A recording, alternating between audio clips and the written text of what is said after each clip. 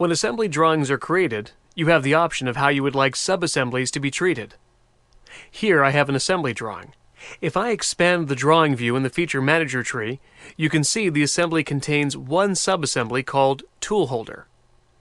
Notice in the bill of materials this sub-assembly is listed as a single item.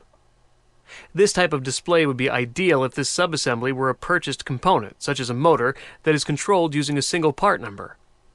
However, if the sub-assembly is made up of components that are controlled individually, I have to change the way they're listed in the BOM. This display is controlled within the properties of the BOM. I'll click in the upper left-hand corner to bring up the BOM Property Manager, and you can see a section labeled BOM Type. The current setting is top level only. If I change this to Parts Only, notice the listing in the table will change. I no longer see the sub-assembly listed at all. I simply see the components within that make up the sub-assembly. Another display option is to indent sub-assemblies. When I enable this setting, the sub-assembly is listed once again, but I can also see its components as indented items. These options should provide some flexibility so you can take advantage of sub-assembly functionality, but still have proper documentation at the assembly level.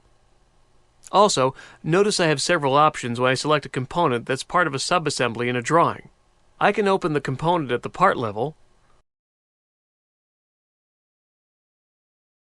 or I can open the sub-assembly that it's a part of,